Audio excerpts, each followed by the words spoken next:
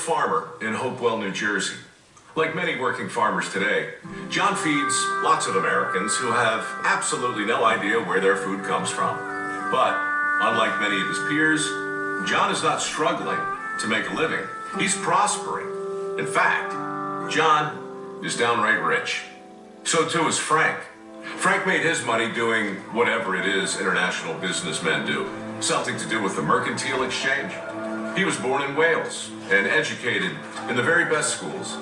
After becoming a legal citizen of this country, he made an absolute fortune. Now, he employs more people than he can keep track of. And then there's Richard. Richard is one of the wealthiest lawyers in America. He studied law at Princeton, which his ancestors helped build. Now, he sits on the bench of the New Jersey Supreme Court, where his reputation as a jurist earns him the respect of politicians on both sides of the aisle. Not long ago, John, Frank, and Richard all sat down with dozens of other one-percenters at a private men's club to discuss, among other things, the future of our country and the current tax code. Not only do these men believe their taxes are far too high, they feel their money is being squandered by America's leaders. They're also offended, deeply offended, by the continual assertion that they are not paying their fair share. John, Frank, and Richard listen attentively as a number of powerful men address their group. They talk with great passion about the need to elect a leader who will stop dividing the country. So the men draft a manifesto outlining their frustrations and announce their refusal to pay taxes to an administration they believe to be corrupt. John, Frank, and Richard each sign this manifesto, along with everybody else in the room. Then they send it off to the largest media outlets in the country and head home to wait and see what happens next. Well, they don't have to wait long. In the halls of power, America's leaders are livid. How can these wealthy men who have enjoyed so much good fortune complain about paying a little extra for the good of their country? Do these elitists seriously think they could have prospered without the government's help? Maybe it's time to teach these guys a lesson.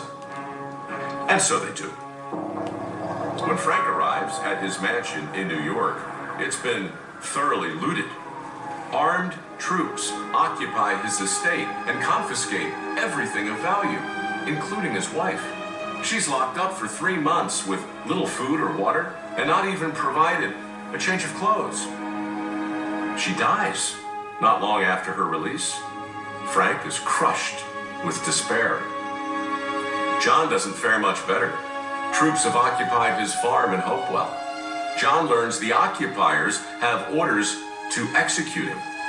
Recently widowed with 13 children, John goes on the run, moving from place to place under cover of darkness and living on the lam for the better part of a year. Eventually, the stress kills him. Richard's wealth and status make him an even bigger target. Armed men barge into his home and drag him from bed in the middle of the night. He's locked up, starved, and tortured. Richard survives his incarceration, but he never recovers. His vast fortune is stolen, and he spends his final days utterly dependent on the kindness of friends. John Hart, Francis Lewis, Richard Stockton. If their names are unfamiliar, it's probably because they've been overshadowed by other men who signed the same manifesto that day in Philadelphia. Men like Benjamin Franklin, Thomas Jefferson, and John Adams.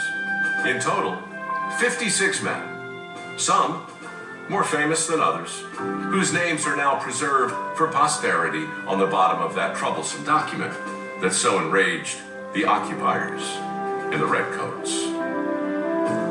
Unlike most revolutions, ours didn't start with an angry mob armed with pitchforks and guillotines and nothing to lose.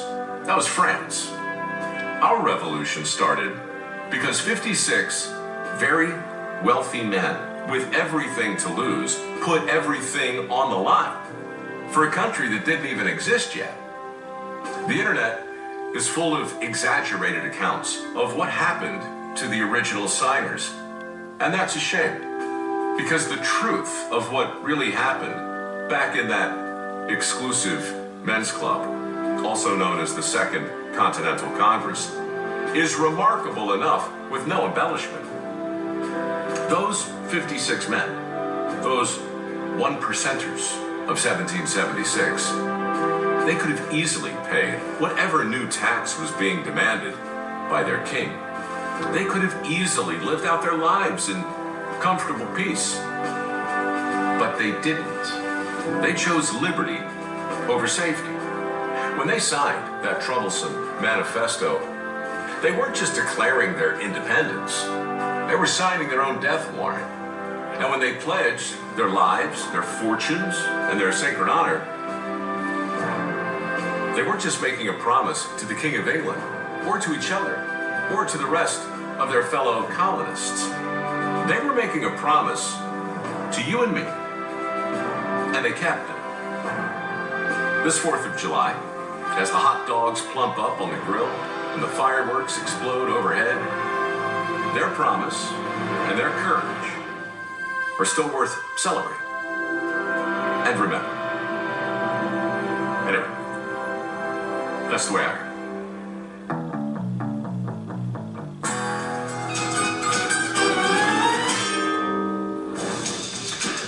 Wow, that's some meaningful stuff, isn't it, Mike? My dad played Charles Thompson in the bicentennial production of 1776. Thompson was the secretary of the Second Continental Congress. And so I always had and he taught history, you know. So, yeah, it was fun to dig back into this, especially for the 4th of July. What's your big takeaway in regard to this story in this very important season of time? For me, it's a couple things. You know, it's cognitive dissonance was top of mind. I think I wrote this in 2017, maybe it was 16. It was when that expression, the one percenters, was suddenly in the headlines, and it felt like a very specific group of people were being painted with a very broad brush and in a very uniformly negative way. And it was right around the 4th, and I wanted to write something for Facebook to say, hey, wait, you know, not so long ago, a bunch of really wealthy people, you know, kind of stepped up and did a fairly selfless thing. And so, you know, we've all heard of Thompson, or Jefferson and Franklin and many of the signers, but those three most people don't know. So I just thought it would be fun to look at what happens when people with a lot to lose risk everything, including their lives, for an idea. My back pain was so severe that I couldn't take the pain anymore. I would cry, it was so bad. One quote that's kind of important, Lewis Morris, founding father from New York, he has a quote that says, "Stand upright, speak thy thoughts, declare the truth thou hast, that all may share, be bold, proclaim it everywhere. They only live who dare." Who dare, that's right. Yeah, so that's the second thing. This is a rumination on risk and our willingness to take it. And what I think has happened over a few generations in our country regarding our desire to eliminate it. So it's tricky because, you know, no one wants to be hurt. No one wants to assume needless risk. But the idea that we can eliminate it and live in a world of heightened safety, of extreme safety, there's going to be a cost for that. And the unintended consequences of putting safety, or as Franklin said, security, above all things.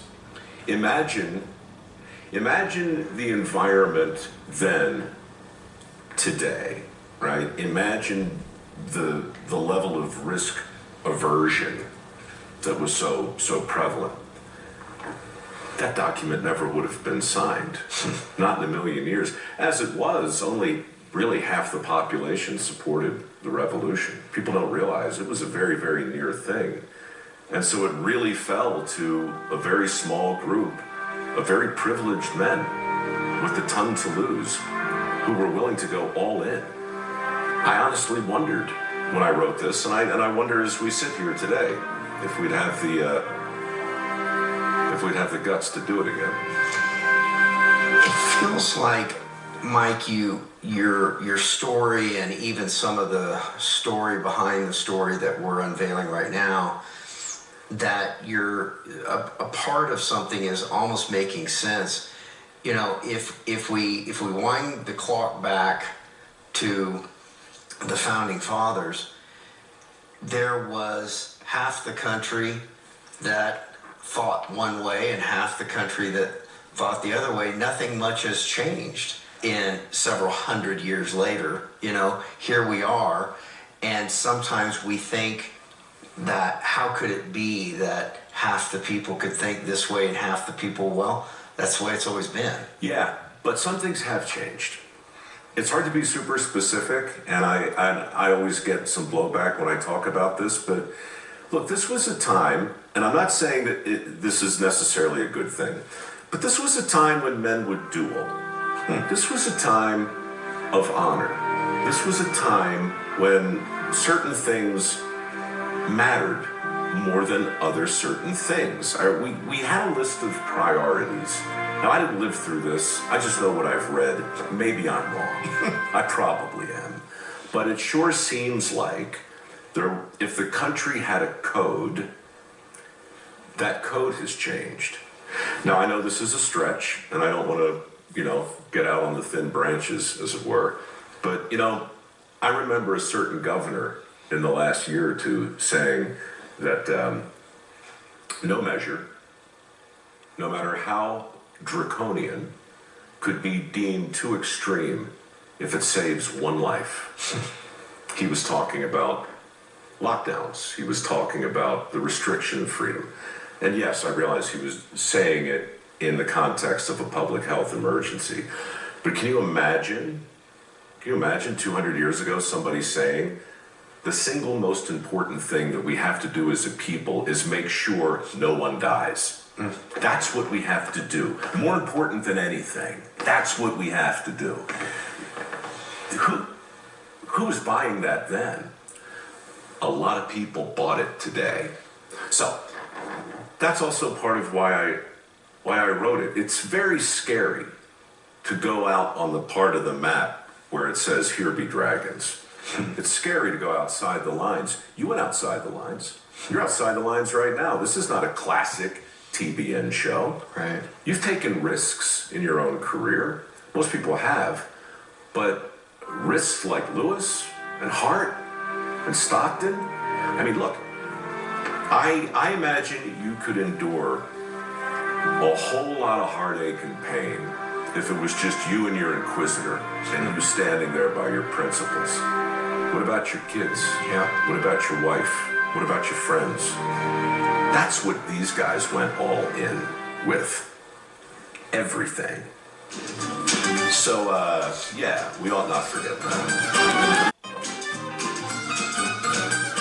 This guy here, Mike, often doesn't realize it, but he paints these stories, he shapes these stories, and there is oftentimes a huge biblical kind of takeaway from these matters. Luke, Jesus declared, "For whoever wants to save their life will lose it, but whoever loses their life for me will save it." Going to Hebrews, you suffered along with those in prison and joyfully accepted the confiscation of your property because you knew that you yourselves had better and lasting possessions. I have a feeling they endured because they knew those scriptures in Luke and in Hebrews, and that they developed their ability that this life is not the end, and they were looking beyond themselves. It's unimaginable to think that they had to make that choice. It's unimaginable, for wives, children, all of that. Counterintuitive, but most of what the Christian life is counterintuitive. Most of it is. If you want to live your life, lose it. If you want to be the head, be the tail. Everything's so counterintuitive, and these guys got that. Yeah. Yeah, it's the reverse commute, essentially. Do the hard thing. I mean, it's a bit crude, but, my buddies in the SEALs say it pretty well. Embrace the suck. Don't just tolerate it. Hug it. Get close to it. There's a term that I heard recently. If I could remember who said it, I'd give them credit. But, choose your hard. It's hard to control your diet, and it's hard to live overweight. Choose your hard. That's right. And these guys look beyond themselves, and it's hard to live life the way they were living it, and it's hard to stand up for the sake. Choose your hard. Well, if you don't stand for something, you won't stand for anything, right? And so I think you asked it exactly right earlier. A lot of things haven't changed, and a lot of things will never change. Mm-hmm. But we're still a product of our choices. Work ethic, for instance, is a choice. Honor is a choice. A code, living by a code. We've talked about this before, but it's in a very small way. It's part of why I think the Boy Scouts still matter, and Skills USA, and the 4-H Club. They're still organizations that ask you to hold up your hand and say, I, state your name, do hereby swear, blah, blah, blah. And that's become, in a lot of ways, a kind of punchline today. People make fun of that. They poke fun at that. It seems old and stodgy and weird, but look at the Declaration. What is it, really, but for a code? And what are the stakes? Our lives, our fortunes, our sacred honor. Not our honor, our sacred honor. So,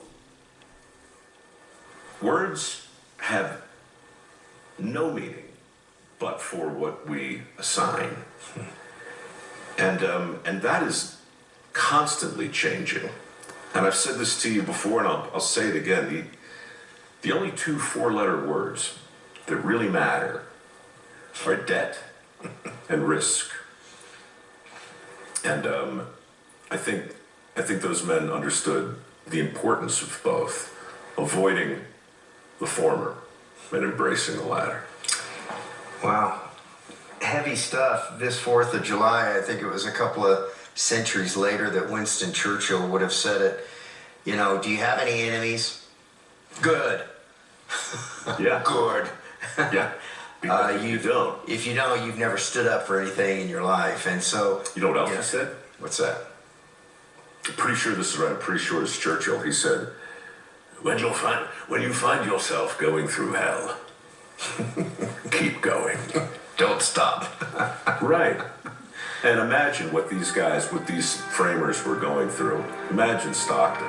By the way, shout out to TBN's own Tom Newman, bringing Richard Stockton to life. I love that. Yeah, I think it's great to see that on your screen, because and it's great what you did with this piece too.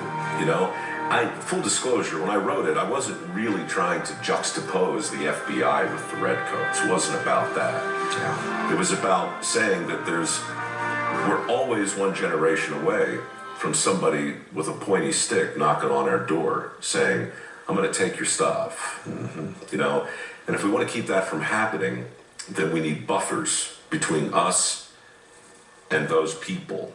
And one of those buffers over the course of our history were 56 men in Philadelphia who signed their death warrant on our behalf. Right? Crying out loud, man. If that doesn't make you go, well, thank you, I don't know what will. It is 4th of July, and we are both patriots, and we both like music, and you're required to sing something patriotic right now. What? Anything, but make it that we don't have to get copyright, go back a ways. All right, well, technically it is a sing-along. So Okay. if you know the words, folks. Oh, say, can you see by the dawn's early light Come on what with it. so proudly we hail at the twilight's last gleaming? It's important to start lower than you think, otherwise you're gonna get screechy. Whose broad stripes and bright stars through the perilous fight o'er the ramparts we watch. I sang this at a minor league baseball game one time, and I came this close to forgetting the words right there. I did a horrible thing. Are you doing it again right now, or are you good? Where was I just now? I don't know. And the rocket's red glare, the bombs bursting in air. Do we have credits on this show? Because if you do, you should That'd be roll a it good down. place, yeah. Gave proof through the night that our flag was still there. Stand up. Oh, say does that star-spangled banner yet wave? Come here, Tom Newman. For the land